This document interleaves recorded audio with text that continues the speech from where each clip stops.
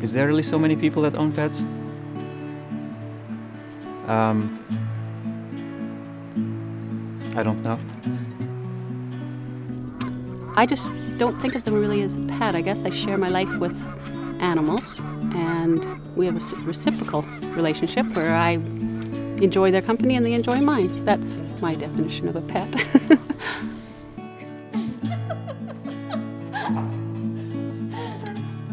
A pet?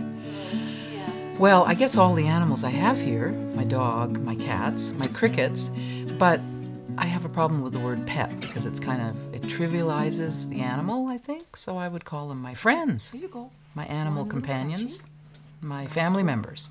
Here, want another one?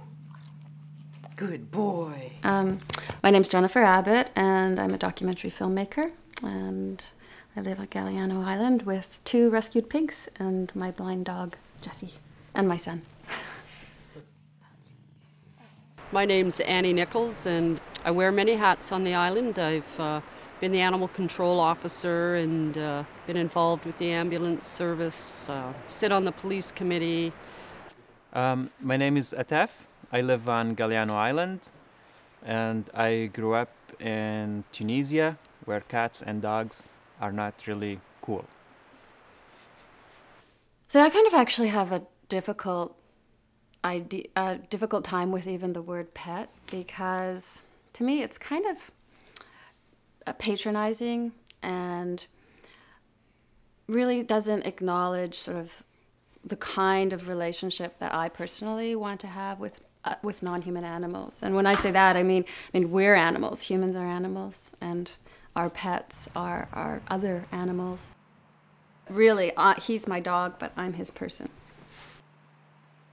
And I think there are many more ideal ways for humans and non-humans to live together than in the domesticated relationships that we've constructed as a species.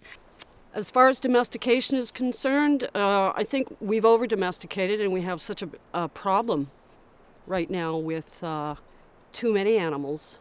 But then I'd like to reiterate that, there are over 6.5 billion humans too. So if we started spaying and neutering humans, would that give us a better sense of ourselves? Would that allow us to be a little bit more open with animals that are out there? I do feel that as humans, the non-human animals that we've domesticated, we have a responsibility towards. We sort of created them, and we created their dependence on us. I think it's our constant need to dominate. And so I think that a lot of people get and domesticate animals for all the wrong reasons, and it's a sense of control. So I think our idea of pets is more of an ownership type of thing, or often an extension of our egos, unfortunately. But a lot of people there are so many very conscious, aware people that are seeing pets differently now, and I don't use the word pet so much in reference to my animals. No, my animals. Oh, Gromit. Gromit's the best.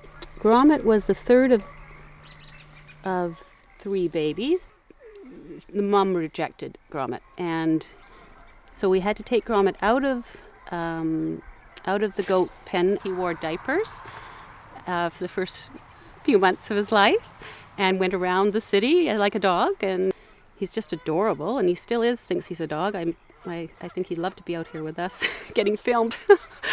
So, and now we integrated him back with his herd, and he's still a pretty friendly goat, though. He comes when he's called, and he's different than the rest, for sure. Oh, Toby's smile, his winning smile. Well, he's done that since he was just a puppy. He just, opens his mouth and shows his fangs and, snorts and snuffles and leans against people. And it's just friendship. He's friendly and loving and affectionate. And it does scare a few people because he shows his fangs. But I say, no, it's the smile. He's friendly. He would never bite.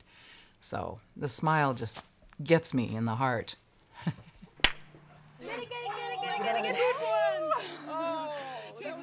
Humans, generally speaking, they're fine if they want to own pets. I don't really care about that, but I don't.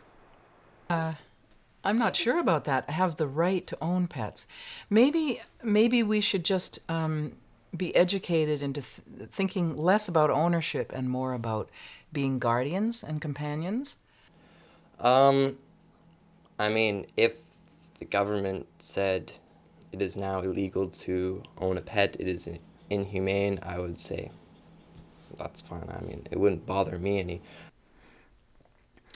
No, I actually don't think that humans have the right to own any animal. I think that we should recognize that all life has intrinsic value. And I suppose the question there is whether an animal actually has consciousness like a human, or whether it's just more of an organic machine, and that's the question. And I don't really have the answer, but I would have to lean more towards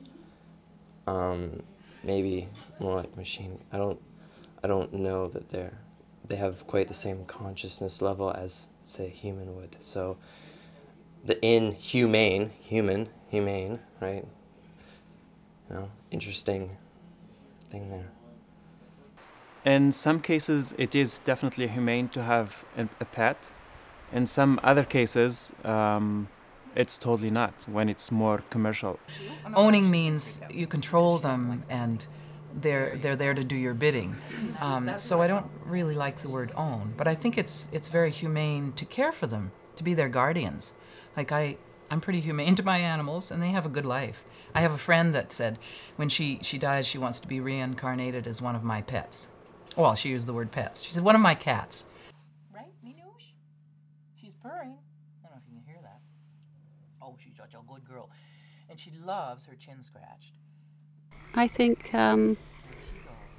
the universe is unfolding as it should, as they say, and I think that we will evolve with our relationship with animals, and as it evolves, we'll become closer and closer to understanding and communicating with them, and we'll learn a lot more about ourselves through them, and they'll benefit, I hope, as well from us.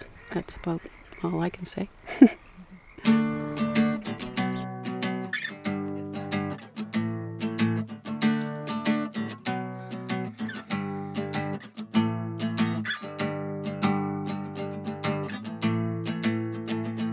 I like cats. I like cats, black cats, skinny cats, fat cats, long cats, strong cats, never get along cats. Wanna, really, really gotta get a pretty kitty. Probably shouldn't, but I really wanna get a pretty kitty.